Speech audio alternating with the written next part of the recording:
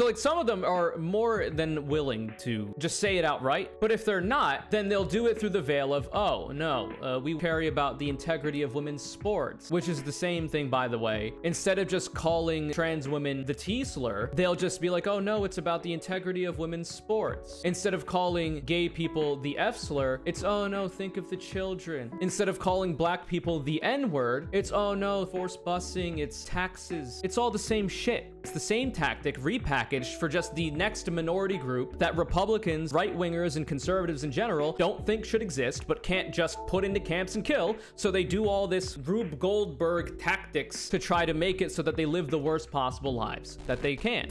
Yo, it's CONURE. I just hopped into the editing booth with Hypergressive real quick. I wanted to let you know that this video was actually recorded on March 25th, 2022.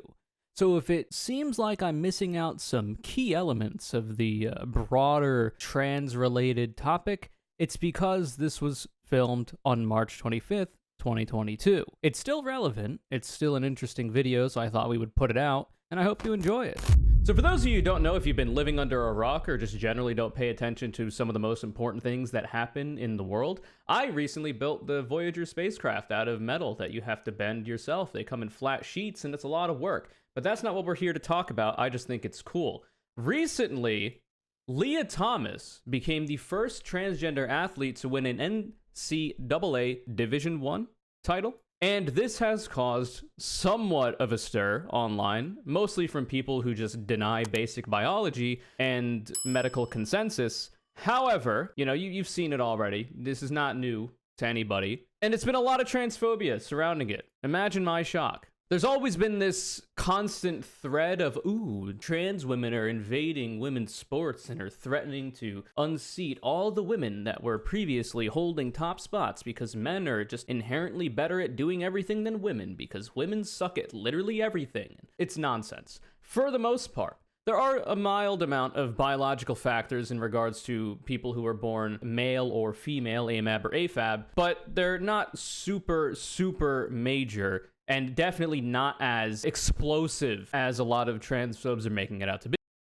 Simply put, trans people are just on the chopping block right now. It's not okay to openly shit on gay people or women or black and brown people. Trans people, it's for whatever reason acceptable. I made a video about this that you could watch about how, you know, if trans people succumb to the attacks of the transphobes of the world, they will go after gay people next. But what I find interesting in this, because of some experience that I have myself being trans femme, but as a non-binary trans person, is that a lot of the attacks that trans people will get are based a lot around their masculine characteristics. So for instance, we've got this image, which is, I think, inspired by the Leah Thomas win. I mean, it makes sense considering it's about swimming. I don't actually know because I don't follow this deranged and delusional artist. They make a lot of shit like this. We've got the more feminine person here, and then we've got a more masculine person here. And I imagine this is supposed to be a representation of Leah Thomas, but this is not what Leah Thomas looks like at all. Obviously, it's hyperbole. It's in the comic. But let me see if I can get this image. Here we go. So this is what Leah Thomas actually looks like. And now these are the three other women. We assume these are, you know, biological women assigned female at birth. They're, by the way, apparently the story, there are some people that are thinking like, oh, these three are transphobic. I don't even know if they are or not. But apparently they're all posing for this particular picture by themselves away from the first place winner because they competed together at a previous thing, I think for Tokyo or whatever. So they wanted to get a picture of all three of them together since they are, I think, second, third, and fourth. It's just a thing. You know, they're not like purposefully distancing themselves from Leah Thomas. But this is what Leah actually looks like. And I guess she's got a jacket on here, but she doesn't look like super fucking built, especially not like this. You know what I mean? But this is what transphobes will do. They will exaggerate the more masculine features of trans women in order to be like, oh, you can't pass. You don't look like a woman. You look like a man in a dress or whatever else. And I don't know. I find the psychology behind the motivation for some people that do this kind of interesting. So if we look at a previous example of things that I've gone through, when I went over how I thought Twitch chat, and specifically the left, helped reclaim Pepe the Frog, the funny frog that we all know and love, that I have made my own version of, that you can see on my website chat, conure.cc/live if you want to go there, or even in my Twitch chat, twitch.tv/conurec. There's a lot of cool frogs. They're very cute. Look at this guy. Look, they're sitting around a fire, having a great time. Very cute. I got a bunch of hate from 4chan nerds. So this person says, you literally have a deeper voice and look more masculine than me, lol. Which is really interesting, because it's like, so this person is under the impression that I am trying to be a woman. They think I am a trans woman. I'm trying to pass as a woman in society. I'm trying to hide a variety of the more masculine features that I have in order to do that. But that's obviously not the case. If I wanted to, I could be doing vocal training in order to have a higher pitched voice. It's actually really difficult for me to make my voice higher than it is because of how deep it is by default. But I speak with this voice because I like it a lot. I am a very big fan of my voice. And the idea that you think it's an own to say to me, oh, you have a deeper voice than me. I assume this person is assigned male at birth and is trying to be very masculine and look more masculine than me, lol. Like, you're literally shitting on yourself in an attempt to shit on me. And I noticed that this happens a lot with images like this and the standard transphobic retort to how trans women look. So here, this is like the Leah Thomas interpretation, or the male swimmer here is exaggerated in their masculinity, but Leah actually just looks like this. She's not nearly that built. I don't know if she wants to be, but currently she isn't. So it's a bit odd that you would draw her this way. Obviously, exaggeration, it's a comic, yada, yada, yada. But this is a common theme. So if we look at this one here as well, here's another one from this deranged artist. It's another idea of like, oh, you know, trans women are invading women's sports, which, by the way, doesn't happen. We'll get into that later. Here we have, you know, the more feminine person, and then here is a more masculine and also somewhat racist caricature of a black man, which is very interesting.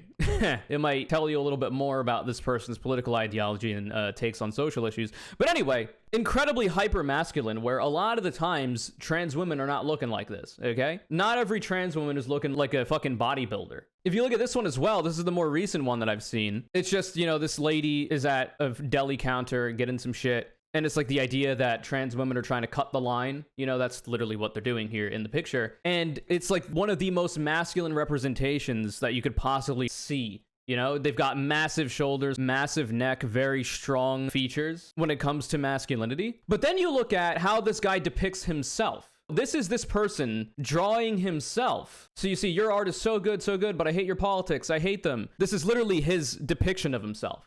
And he is not even close to as masculine as any of the trans women he's depicting in a negative light, which is really fucking interesting to me. And the reason why that's interesting to me is kind of like a small aspect of the psychology of people who are trying to do these kinds of attacks. I'm not saying this is everybody who is transphobic or plays up the masculine elements of trans women in order to shit on them or whatever, but I'm imagining there's a lot of them, especially for the incels that raided me from 4chan previously and have done it again in the past as well. So in the most recent installment, it was Tradcath Incel Nazis reacted to my Why Do Conservative Men Love Anime Girls video. I made another video following up and going over and shitting on all the comments. And here's another one. Your voice is so deep, even Frank Oregon can't even compete. And it's like, thank you. I appreciate that. It's always playing up the masculine parts of trans people. But here's his own depiction of himself. He's drawn himself like either having a dad bod or somewhat of a twink, you know? And what's interesting to me for that is, I guess, multifaceted. For trans women, trans femme people in general, a lot of the things that they might feel dysphoria about or even dysmorphia about is the more masculine elements of their body. Because in order to currently in society be perceived as a woman, you have to fall in the stereotypes of what people expect women to be, which is usually smaller build, shorter, softer facial features, and all the rest. Not a lot of muscle tone or build, etc., etc. So because people are born AMAB, you might have some of these elements that you don't really like and kind of make it harder for you to fit into the societal understanding of what a woman is supposed to look like. And a lot of those times, it's things that are harder to change, like how tall a person is, how wide their shoulders are, their facial structure, how chad their jaw is, their brow, or whatever else. What's interesting about that is if you look at incel boards, there are people out there that are like chin cells, they call themselves, where they don't have like the Chad chin or the Chad jaw. It's like all the way sucked in, and they're upset about that because their idea of what a man is supposed to look like, what society expects men to look like, is men who have very strong masculine facial features, which is usually a wide jaw, very angular face, very pronounced features that are very like rigid. And if you don't have that, then you feel some kind of dysphoria or dysmorphia about how your body is and how it conflicts with how you're expected to look and how you want to look as a man. So you'll see these incels who are often transphobic shit on trans women for having very wide jaws or very angular features, and it makes you wonder, like, how much of that is envy? Because if you think about it, those people, those incels, really want the defined face. They want the wide jaw, the pronounced chin. The trans femmes and the trans women usually don't. They usually would prefer to have softer facial features, less of a wide jaw. It's all this kind of plastic surgery stuff. That's a lot of sauce. It makes you wonder, like, if these incels are looking at trans women, these trans women might even have a lot of the aspects of that masculine representation that those incels want. And it's like, why don't you want that when I, as an incel, so definitely do? And you want to get rid of it? Like, it's like an element of envy mixed with, like, well, if I was in your position, I would love having those features. I don't know. It's nothing that I could ever find in data. It's just kind of like an idea that I had that I wanted to talk about. And it's kind of really interesting to me. And it's illustrated a bit through my own experiences being, you know, raided by these people, as well as, you know, this just being exceptionally funny to me. The fact that the trans women that this guy is depicting, all three of them, are infinitely more masculine and would be desired more for their masculine traits if they identified as men than this person's own representation in a comic where he could exaggerate any element of him to make himself look better has done. It's very, very interesting to me. I don't know. Maybe this guy doesn't give a shit. Maybe he's fine with the fact that he's got a dad bod or looks like a twink or whatever. That's also totally fine. It is what it is. But it's just interesting to me. And it's illustrative, I think, of a lot of different ways that I have seen myself attacked by these incels.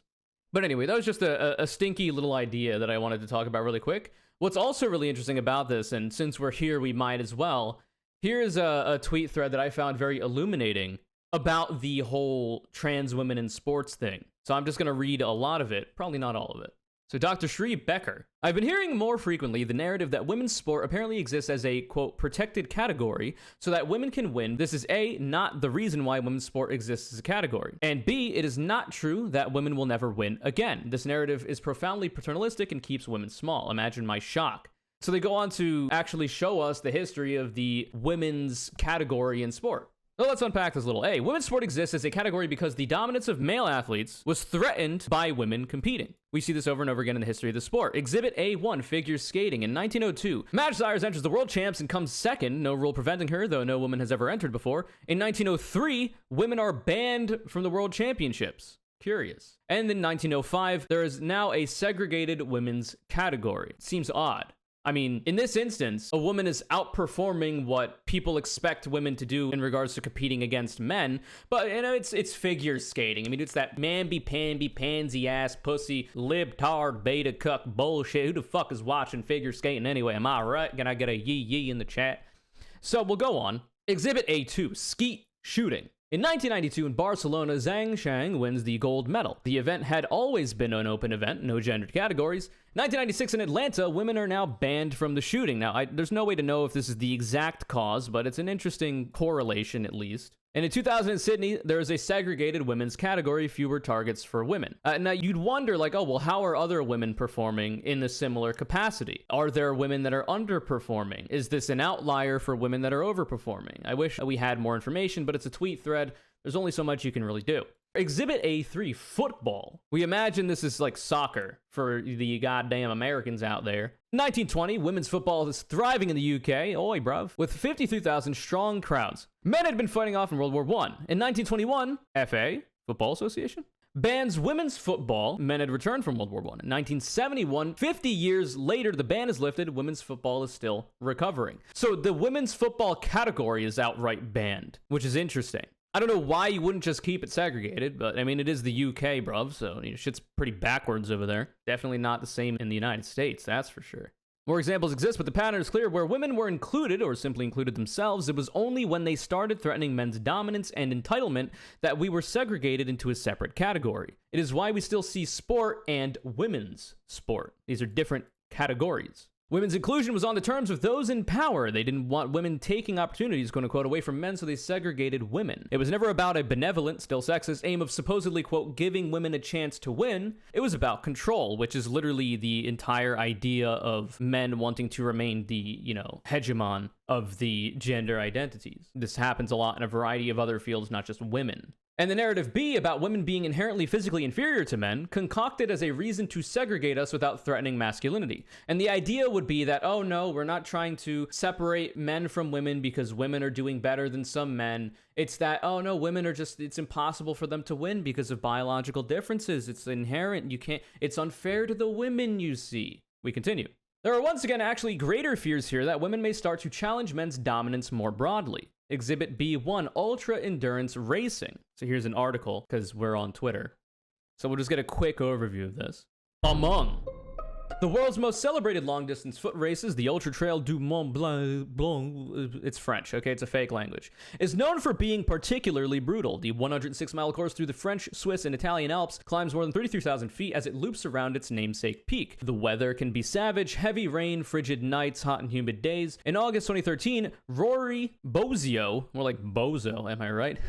Took off from the start line without grand expectations, having never won a major event. She trailed well behind the leaders for the first 6 hours, but as the race stretched into the evening and most competitors slowed, Bozio held her pace. When the lanky brown-haired American runner in pink shoes and a blue running skirt crossed the finish line in 22 hours, 37 minutes, she destroyed the women's record by 2.5 hours. Bozio took 7th place overall, becoming the first woman to crack the top 10 at the event and beating dozens of elite pro men. And this wasn't the first time that it happened. The consensus among scientists is that men have several key physical advantages over women that make their edge at the elite level insurmountable in all but a few highly specialized sports. But they also concede that we're only beginning to understand what women endurance athletes are capable of. A growing pattern of race results suggests that the longer and more arduous the event, the better the chances women have of beating men. It's very interesting. We've got B3, the ban on men pacemaking for women. Wait. Women who run marathons alongside men no longer allowed... What? This is just curious to me. Women who run marathons alongside men no longer allowed to set world records. In 2003, Britain's Paula Radcliffe finished the London Marathon in 2 hours, 15 minutes, and 25 seconds, the fastest time ever registered by a woman running the 26.2-mile race. Radcliffe's performance that day has been hailed as one of the greatest individual performances in the history of sports, but as January 1st of next year, that record will be wiped from the annals of marathon world records. Why? Because the London Marathon allows women to run alongside male pacemakers, and officials from the International Association of Athletics Federations have decided that running alongside these men makes women artificially faster? Wait, how? If they have to run alongside the men, they're literally keeping pace. How does it make them artificially faster? Perhaps the article will elucidate.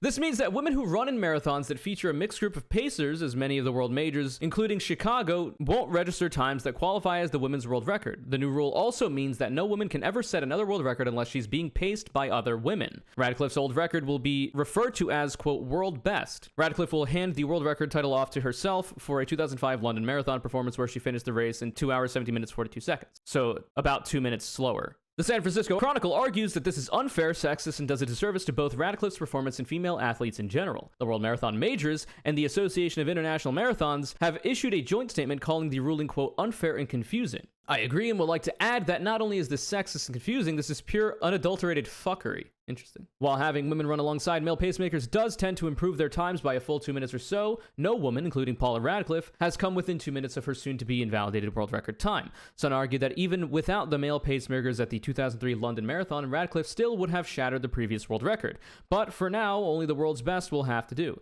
It's completely ludicrous. It's very odd. There are some really lovely real-life examples and research studies that show that the more men participate against women, the more they come to accept that women can be good athletes. Makes sense. Imagine my shock. Inclusivity helps in a variety of ways for people that are ignorant. Just as cis women are kept small, so too are trans women kept small. Quote, the idea that women and girls have an advantage because they are trans ignores the actual conditions of their lives. Sport isn't inherently gendered. We manufacture strict binary gender differences and then we naturalize them. Understanding and interrogating this helps us to understand the panic and fear-mongering around women's sport right now and where we might go next. Why would you even separate shooting? I have no fucking idea. You're literally aiming a thing and pulling a trigger. And depending on the distance, accounting for a variety of factors, all of which does not include anything about the physicality of the person, outside of the literal physical ability to hold a gun. The entire point of guns was that it made it so that literally anybody could fight. Right? Like, you don't have to be a massive fucking 6'4" built like a brick house Giga Chad in order to wear a full suit of armor and a sword anymore, because now you can just hold a gun and some body armor and you're, blat, killing people immediately, if you can hit the target anyway. It's very interesting. What else did I have? Oh, also just another funny little thing. So this article says, Florida Governor DeSantis issues an official proclamation declaring a Florida resident the, quote, rightful winner of an NCAA women's swimming championship race over transgender swimmer Leah Thomas. AKA, Florida Governor DeSantis issues an official participation trophy for the second place finisher. This is the side of the aisle that is very much against participation trophies and very for allowing the winner to be decided through the competition itself. And other videos have already gone into Leah Thomas's track record. The common retort will be like, oh, when Leah Thomas was competing against males, she was doing terribly. So she ended up transitioning into a woman and going through literally hormone therapy and a variety of social ills in order to perform better against cis women, which is not true.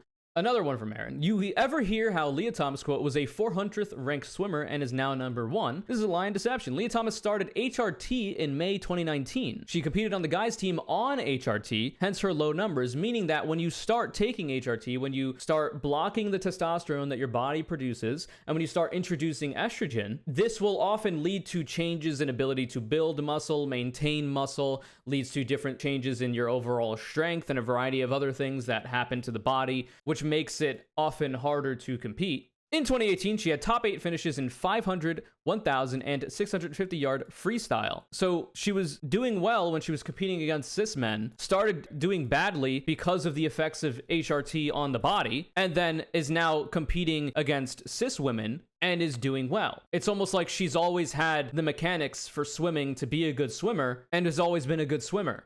Very interesting stuff. The backlash to trans swimmer Leah Thomas is ridiculous. Pre-transition, she was 10 seconds behind the male record. Post-transition, she is 10 seconds behind the female record. She lost 30 seconds in transition. Nobody had a problem before. It's almost like the only difference is that she's trans, which is absolutely true. It's just very odd that the side of the aisle that is very much against these kinds of like fake, rigging of competition, giving out people participation trophies is going to destroy the West or whatever, are very excited to do so if it means that they can weaponize the humanity of trans people for political clout and votes, which is exactly what he's doing. The humanity of trans people is being weaponized for votes by these delusional people like Governor DeSantis, who allowed hundreds of thousands of his own citizens to die by not acting in the face of the COVID pandemic. And defense of trans people is more important now than it ever has been, and this is true. This is going to be a major thing you will continue to see. These politicians are understanding that how in the past, weaponizing gay people in order to whip your bigoted voter base to vote for you and to come out to the polls was successful, but now they can't really do that to gay people because gay people are more accepted in society now than they ever have been, and that actually hurts you when you do that. So now they're doing it to trans people. Trans people are just the next people. In the past, this was black people as well, by the way. They still do it, just to a lesser extent. There's actually a very famous quote from a person that I cannot recite on Twitch, but will give you... Does anybody know what I'm talking about? It's that one official of some political administration, Republican, who was saying, oh, in the past you could say N-word, N-word, N-word, but now you say forced busing or whatever else. You know what I'm talking about? Does anybody have a Lee Atwater? Thank you. Lee, this is an interesting Google search. Lee Atwater. So I have so artfully censored it. This is a Nation article, but the article itself is not important. It's just the quote that I'm looking for. It has become, for liberals and leftists enraged by the way Republicans never suffer the consequences for turning electoral politics into a cesspool, a kind of smoking gun. The late, legendarily brutal campaign consultant Lee Atwater explains how Republicans can win the vote of racists without sounding racist themselves. So this is Lee Atwater, quote, "You start out in 1954 by saying N-word, N-word, N-word," but he literally says it.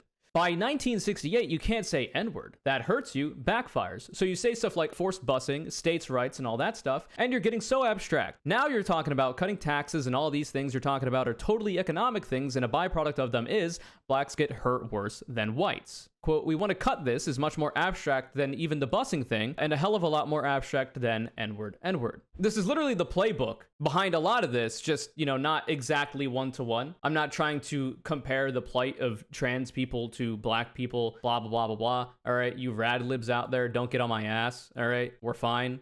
But this is how that works, right? They are weaponizing identities of people, but they're trying to be as covert about it as they possibly can. Now, in some ways, luckily, because unfortunately it is, for whatever reason, acceptable for people to be bigoted against trans people with almost no consequence currently in society, which is why they weaponize trans people now, there are a lot of them out there that'll literally just straight up say it. So like recently, who was it?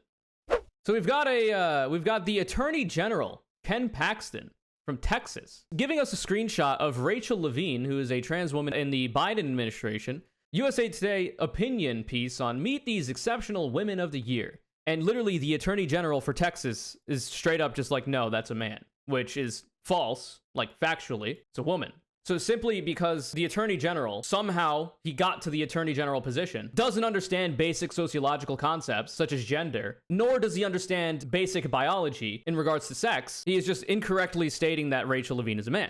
And, you know, luckily, Twitter was like, oh my God, it violated the rules, but it's, I think, in the public's interest for the tweet to remain accessible. And in theory, I can understand why they do this, but like, it's just a bit odd. I don't know. Anyway. So, like, some of them are more than willing to just say it outright, but if they're not, then they'll do it through the veil of, oh, no, we will carry about the integrity of women's sports, which is the same thing, by the way. Instead of just calling trans women the T slur, they'll just be like, oh, no, it's about the integrity of women's sports. Instead of calling gay people the F slur, it's, oh, no, think of the children. Instead of calling black people the N-word, it's, oh, no, forced busing, it's taxes. It's all the same shit. It's the same tactic repackaged for just the next minority group that Republicans, right-wingers, and conservatives in general don't think should exist, but can't just put into camps and kill. So they do all this Rube Goldberg tactics to try to make it so that they live the worst possible lives that they can. For reasons unknown, insecurity, there's a whole bunch of shit. Oh, exactly, won the government. Exactly. You'll notice this with the Supreme Court hearings for Judge Ketanji Brown Jackson, where a lot of claims of like CRT are being tied to her. Literally, for conservatives, CRT is just the new way to say the N-word. Okay? That's all that is. Here, let me give you a clear example of that. Are you ready? Check this out, chat. You're not ready. That's literally all that is. CRT is just the silencer on the N-word, okay? The integrity of women's sports is just the silencer on the idea that conservatives want all trans people to stop existing through whatever method. It's all the same. But I did want to end on a positive note. So here we have the 18th governor of Utah. Utah, not the most progressive place, home of the Mormons, which as far as I'm aware are not the most progressive religion out there. Also, his name ends in Cox, so I mean, take that as you will. I know most won't read past the headline, but please read my veto letter. Especially if you disagree with me, the veto will be overridden on Friday, and then we'll have a special session to fix a few things. Transports is a terribly difficult issue. Please be kind to everyone. So recently, a law was attempted to be passed in Utah regarding trans people in sports, usually in particular trans women. So we'll read a little bit of this. From Spencer J. Cox, Governor of Utah.